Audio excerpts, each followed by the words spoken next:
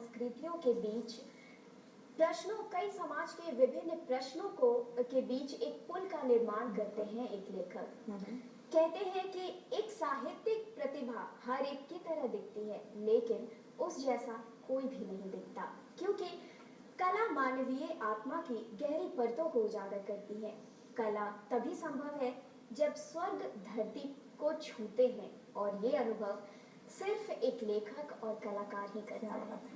और इनमें बहुत ही खूबसूरत बातें आपने कही, और दर्शकों ये भी 100% सही है कि हर इंसान के भीतर एक कलाकार छुपा होता है। हर इंसान के भीतर एक साहित्य का सोता जो है ना फूटता है। बस जरूरत है उसे टटोलने की, संभालने की, सहेजने की और दूसरे तक पहुंचाने की भी। दूसरे तक पहुंचाने की इसलिए भी क्योंकि ये साहित्य ही है, ये कला ही है, ये संस्कृति ही है जो एक मनुष्य को सही मायनों में मनुष्य बनाती है। यही वो चीजें हैं जो हमारे समाज को सुसंस्कृत और परिष्कृत बनाती है।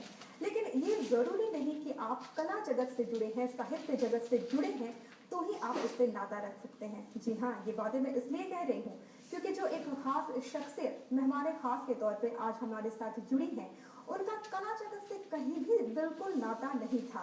कला से बिल्कुल विपरीत विधा में इन्होंने अपनी दक्षता साबित करते हुए भी कला के साथ एक ऐसा सुंदर समायोजन बांधा है कि अगर मैं उनका नाम बताऊंगी और अगर आज के जमाने में आप नेट फ्रेंडली है फिर आपको बूझते में देरी नहीं लगेगी, तो आइए जोरदार तालियों के साथ अपने अपने घरों में और मैं यहाँ स्टूडियो में आज के खास मेहमान रंजन ऋतुराज जी का दिल से स्वागत अभिनंदन करती हूँ। नमस्ते। आपका बहुत बहुत स्वागत हमारे कार्यक्रम में। Thank you. सबसे पहला प्रश्न रंजन जी आपसे यूँ कि इंजीनियरिंग विधा से आप जुड़े रहे हैं, प्रोफेसर रहे हैं इंजीनियरिंग के, कंप्यूटर साइंस आपका फील्ड रहा है, वहां से साहित्य की तरफ मुड़ना कैसे? एक तो मैं बिहार बोर्ड से मैट्रिक किया हूँ और बिहार बोर्ड की जो 10वीं क्लास तक जो हिंदी साहित्य खासकर जो थी वो काफ़ी स्ट्रॉन्ग थी।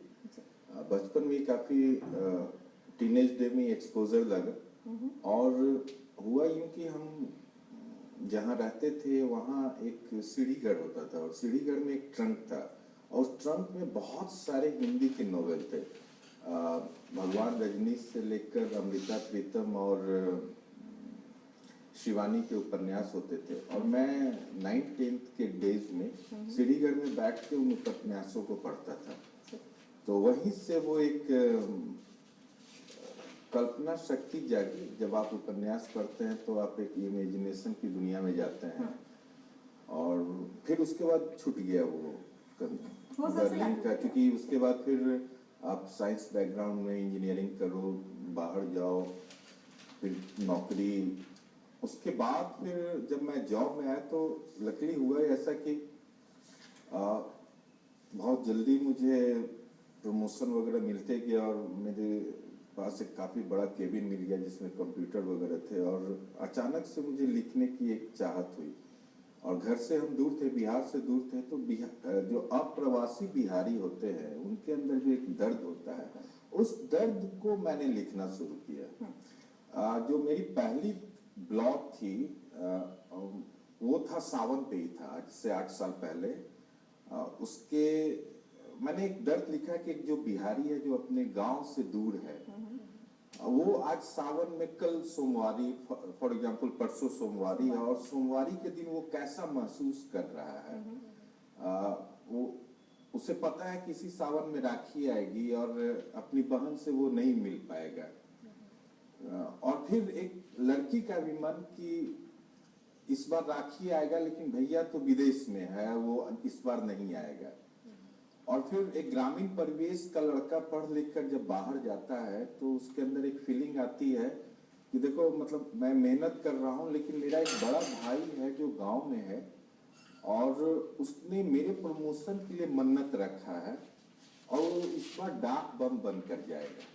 तो वो जो बाहर बैठा हुआ उसके अंदर कितनी दर्द है, श्रद्धा है, उसको मैंने लिखा। और वो काफी अप्रवासी बिहारी जो विदेशों में या पटना से बिहार से बाहर बसे हुए थे, उन्होंने अप्रिशिएट किया।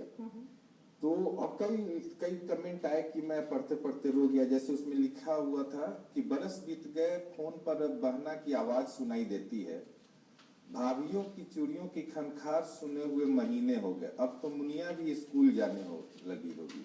भैया बोले थे कि पंप सेट खरीदा गया है और माँ कह रही थी कि भैया इस बार कांवड़ लेकर जाएंगे। शायद उन्होंने पिछले साल मेरे प्रमोशन के लिए मन्नत रखी थी। तो ये जो फीलिंग है अप्रवासी बिहारी जो अकेला है और इंटरनेट पे लिखने और सबसे अच्छी बात ना कि बहुत रोजमर्रा की जो भाषा होती है, जी, चीजें होती है, जी, उनको आपने सहेजने की कोशिश की।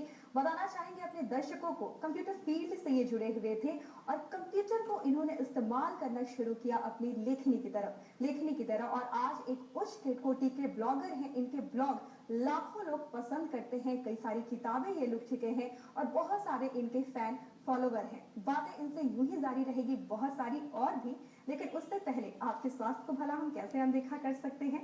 तो आइए ले चलते हैं आपको अपने खास सेगमेंट प्राकृतिक उपचार की प्रसिद्धि पा रखे हैं। ये शौक हुआ नहीं, एक कंप्यूटर एक इंस्ट्रूमेंट के रूप में मुझे आसानी से मिल गई। जब से इंटरनेट इंडिया में तब से मैं यूज कर रहा हूँ। मोस्ट प्रोबेबली उन दिनों में पटना में था और पटना के प्रथम 15-20 लोगों में से था जिसके पास इंटरनेट की कनेक्टिविटी थी। लेकिन जैसे आपके पास हर उम्र का एक अलग अलग खिलौना होता है, हर एज का एक अलग खिलौना होता है। तो और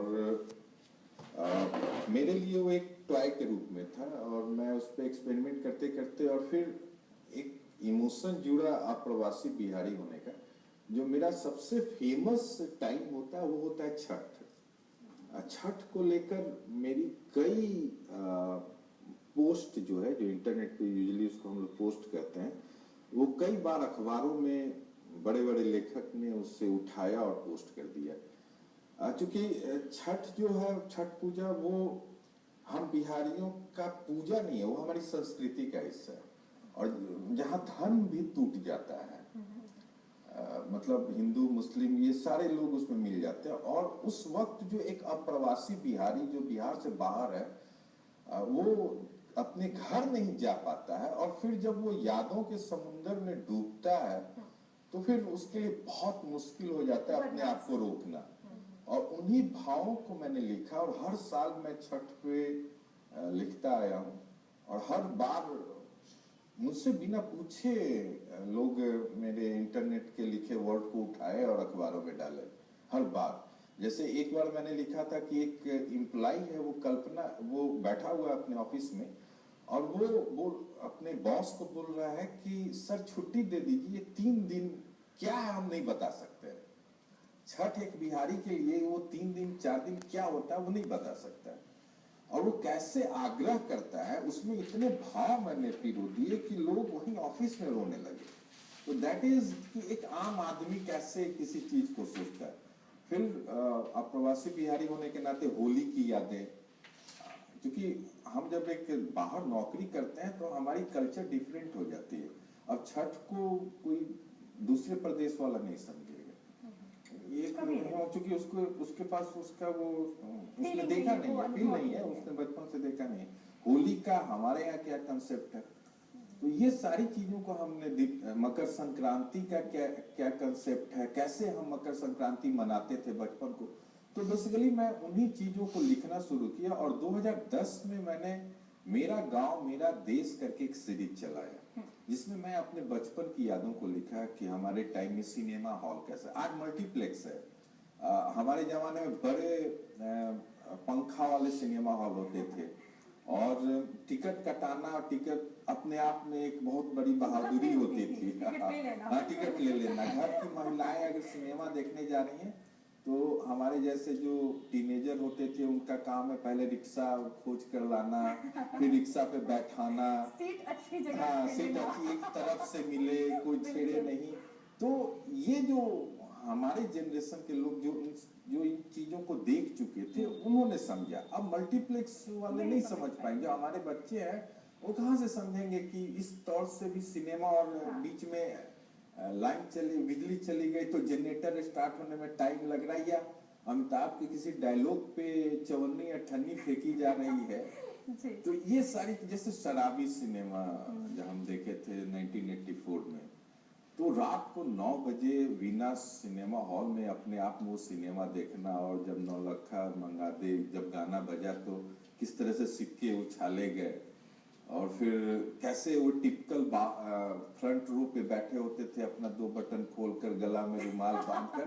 तो इन सब चीजों से जो एक आम आदमी जुड़ा होता है, खासकर जो भी कोई लेखक लिखता है वो अपने काल को लिखता है, अपने जनरेशन को लिखता है।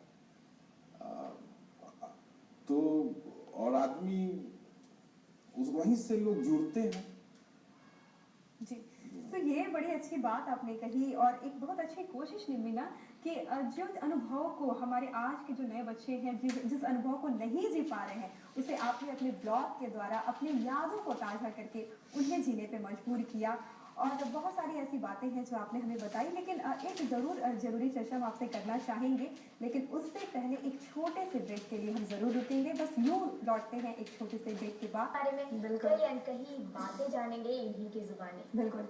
लेकिन रंजन जी, सबसे पहला प्रश्न मेरा आपसे, आपने कंप्यूटर इंजीनियरिंग में उच्च शिक्षा ली है, आप प्रोफेसर भी रहे हैं, बाहर लंबे समय तक आपका रहना हुआ था, फिर बाहर रहने के बाद इतने दिनों बाद अपने जड़ों की तरफ लौटना यानी पुनः बिहार आना कैसे हुआ और फिर कैसा रहा ये सफर आपका?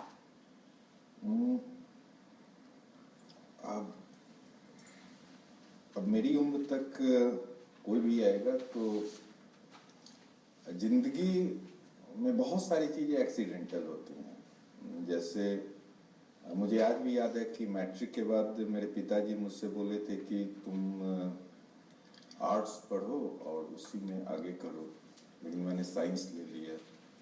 फिर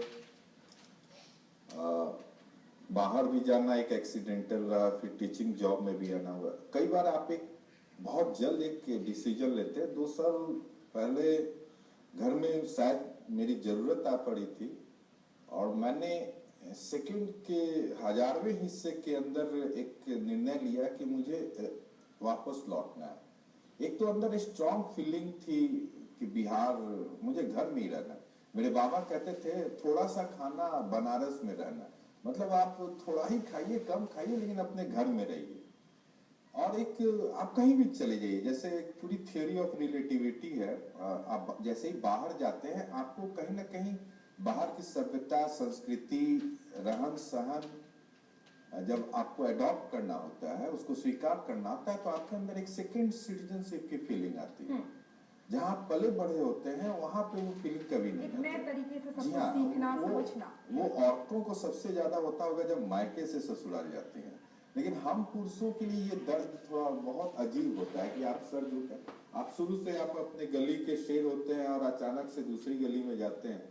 बहुत सारी चीजें थी, लेकिन मूलतः मुझे अपने मेरे परिवार को शायद मेरी जरूरत थी और मैंने एक निर्णय लिया। वो निर्णय उस समय उस वक्त की जरूरत थी, लेकिन एक जगह, लोकेशन, बहुत सारी चीजें जब चेंज होती हैं तो इंसान के अंदर भी बहुत सारी चीजें चेंज होती हैं। अभी हम उसी प्रोसेस से गुजर रहे हैं। बिल्कुल। और मेरा सबसे पहला सवाल आपसे यही रहेगा, आपको थोड़ी मैं ले जाना चाहती हूँ, आपको बचपन की यादों की तरफ ले जाऊंगी। आपका जन्म कहाँ हुआ, आपका बचपन कहाँ गुजरा और शिक्षा आपने कहाँ से ली? मैं मूलतः गोपालगंज का रहने वाला हूँ और पिताजी मेरे बिहार सरकार में एक चिकित्सक के रूप में थे, मेडिकल कॉलेज में प्रोफेसर थे, इसी साल रिटायर किए। तो गोपालगंज, मुजफ्फरपुर और पटना, तो मुजफ्फरपुर की भी बहुत सारी मेरी बचपन की यादें हैं और पटना में भी काफी टीनेज डेज गुजरा है, तो यहाँ की भी बहुत सारी बातें हैं। तो मूलतः बिहार में इन्हीं 3 जगहों से, उसके बाद फिर पढ़ाई बाहर से हुई, रांची से हुई, बेंगलोर से हुई और नौकरी बेंगलोर और दिल्ली नोएडा कह लीजिए, दोनों जगह हुई।